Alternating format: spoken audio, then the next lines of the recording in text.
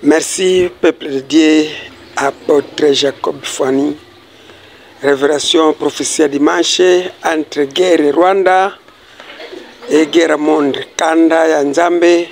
na guerre Rwanda. Manifestation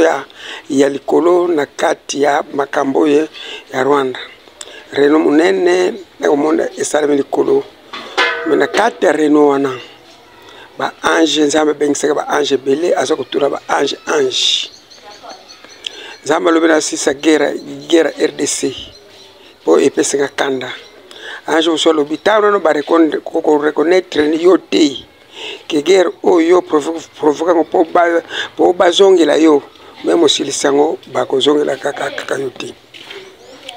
ange so lobi abimi alobino eza malamu esengele guerre na esila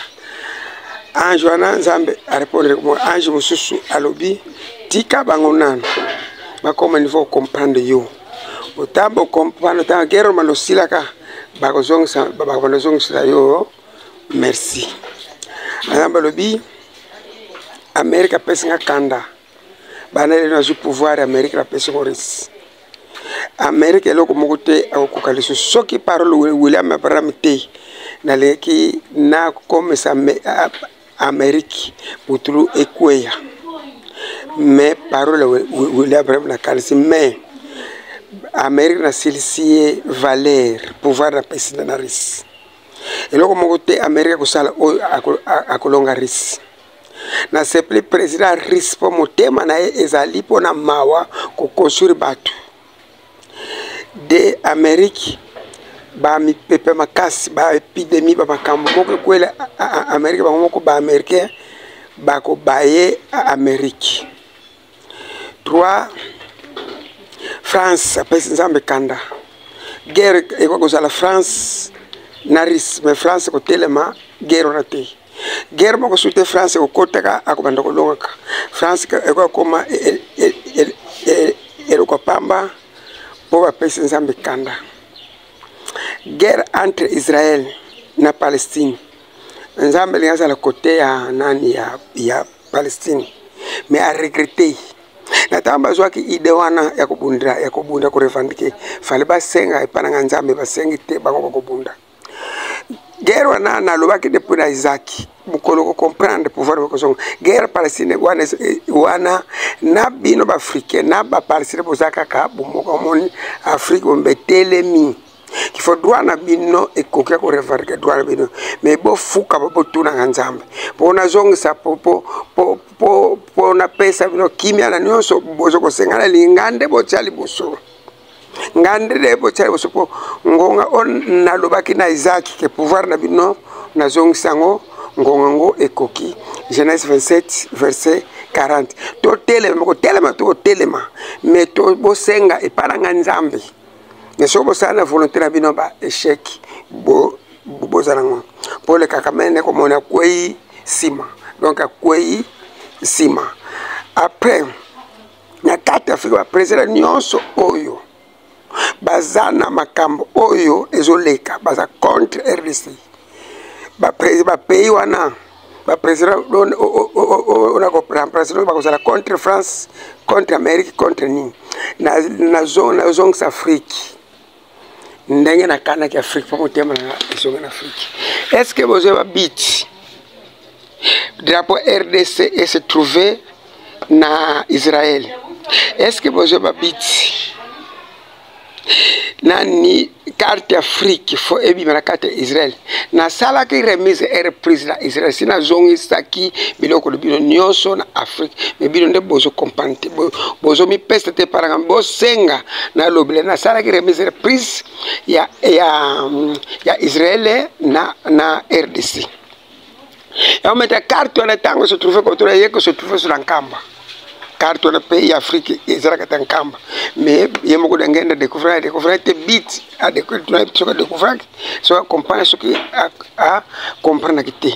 na carte temple Jérusalem ba tia drapeau RDC ba tia carte pour nini mais ta promessa on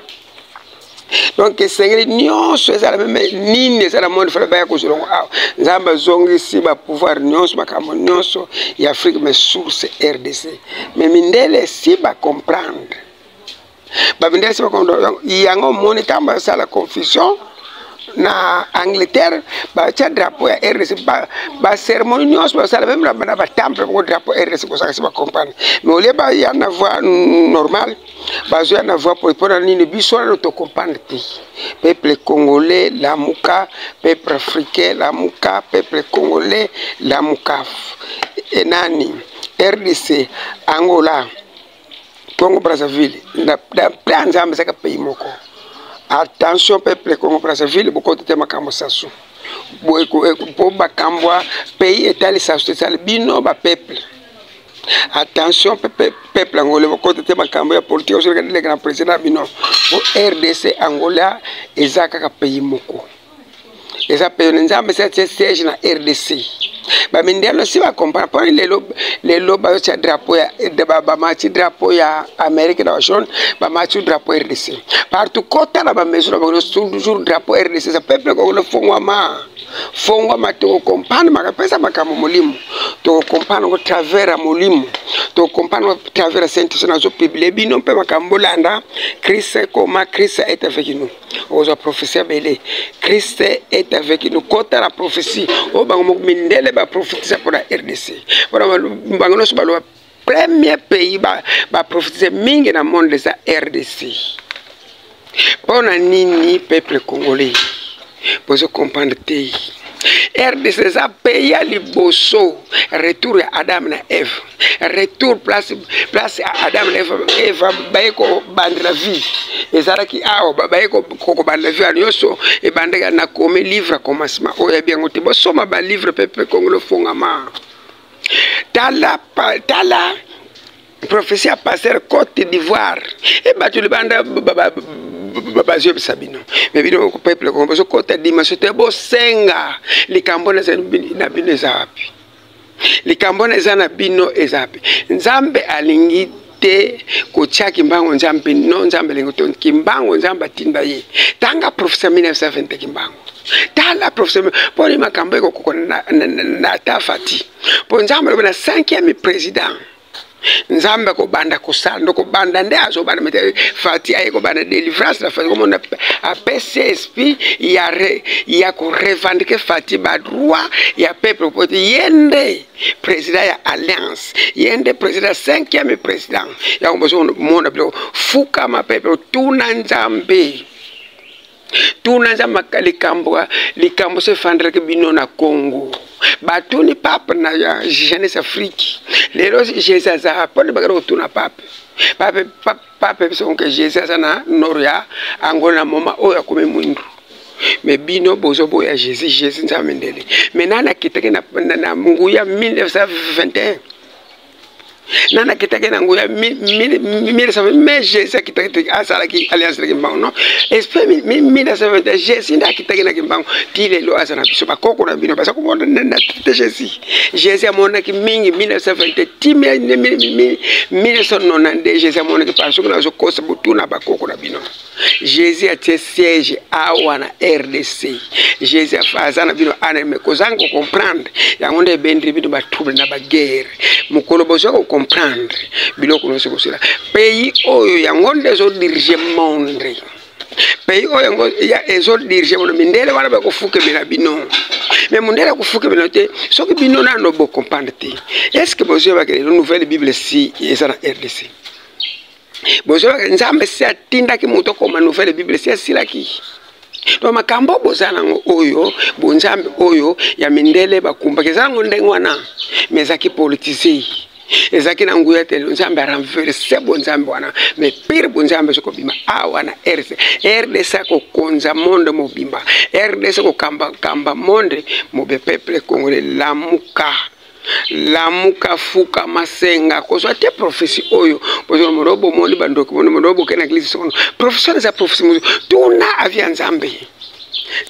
alobe ba prophète na ba ko yeba dimension nzambe te po nzambe asalo na batang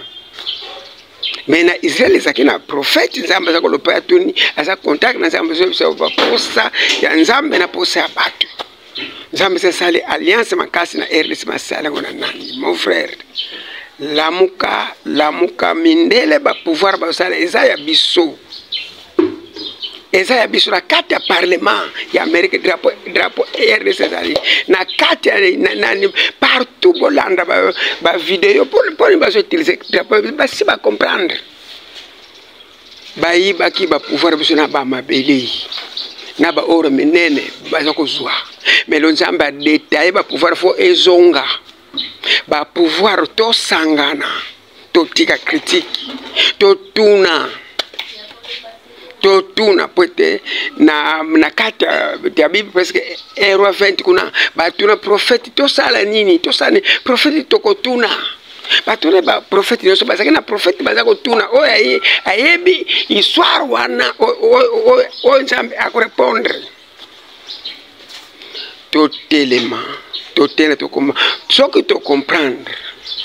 Genèse 27 40 ce que tu comprendre nous tous la passe Cécile attention France Amérique kolonga fati président ko tchana sima fati ko lega dire que fati nzamba tche fati faiblesse pour nani aye pour la construction ko banda mais on ko remplacer fati o ya ko remplacer na ezala ngolé Congo Brazil même Rwanda kuna ba français pouvoir na bino na carte Afrique et si ba américain bo salaire bo France bo monsieur bele nzambe parce que neuf président bo monsieur ba bomé ba kufi na Afrique ba français ma benyo se contre français na Afrique ba français nzambe ka comme na kandre so panza France azo bungi sa France o na jour bela bino ngate mezaki bela bima ki les 11 makamba sport le kaki nzambe promettre bino akosala ngote po ezaki jour mawa ezaki ku na ebisaki bino ke ba uti na Egypte tout ko force ezaki ku na bango nzambe promettre bino bore ke tete nzambe azotombola RDC nzambe azotombola nyos metoza la bomo to tika critique prophétie soko comprendre ngote tuna fanda calme ko critiquer no ki prophète tei so mon prophète sale non na kate soki lelo Satan azali qu'il faut prophète pesale kozala mais ko loba tetango découvrir faux prophète que tous les prophéties et comme be bozo kota mais nzambe toujours ko loba à travers ya prophète nzambe toujours ko loba toujours travers ya prophète. Faut faire attention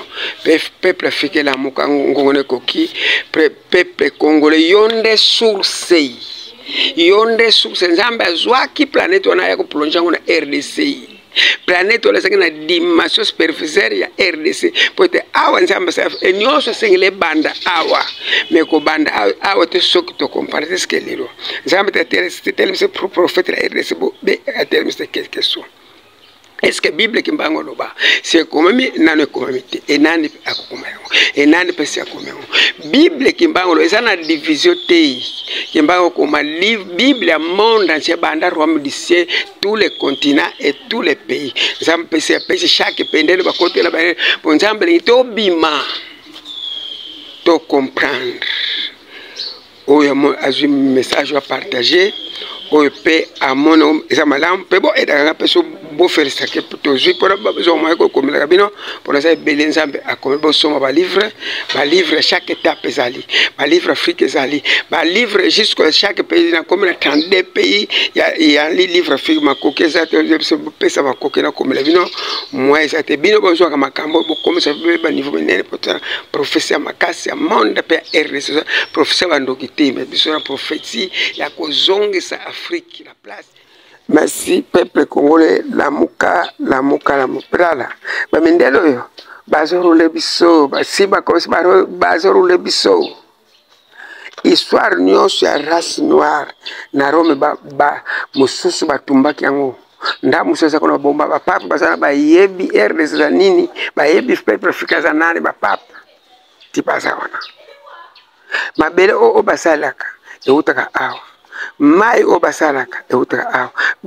Rome puissance basalaka eutana mabele RDC ikena travers ya ba église na bango mabele oyo RDC bozo kabula kana ba pays China zona ena na mais yango zo vamsa bango ti mabele RDC za Benin eza mukolo boko comprendre ba frontière mais mai boko banda ko lexate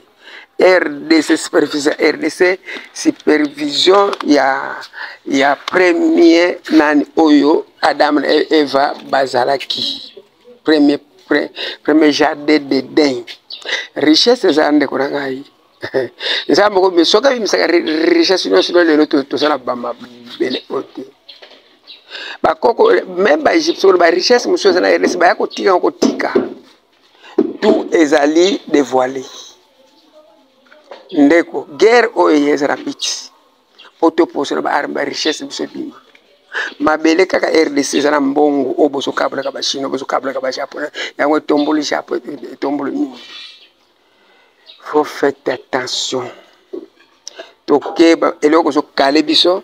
tozino kuchaka nzambe bikeko nzambe kimbango sambe nzambe keko te nzambe professionnel no sambe nzambe keko te kota botanga prophétie kimbango mbanga prophétiser tout et tout tozana mundele ko sala mutu mundu a prophétiser na ni 5e président e ko sala bo mikembango prophétiser nouvelle bible ko makambo nzambe ko bandera akimbango prophétiser mina se kota internet tanga prophétie mo kimbango ndenga sala laki lamuka nyonso na table na 4 fike détail ezabele nzambe sala kaka ni ka medale nzambe sala ki Ethiopie makamuso koma na kata bible e utake na chop makamuso basona sopra kata chop ça na dimension de prophétie mais boye bien moté grand professeur ça na liboso comme zaki Laurent deuxième nzambe ayeko salela mingi na bonzambe zali RDC Ethiopie bashwaki pouvoir yaki awa na RDC makambo za bele o bombama yako porte pour le pesa kama ndambo mais o yako koka race noire chama borongo na se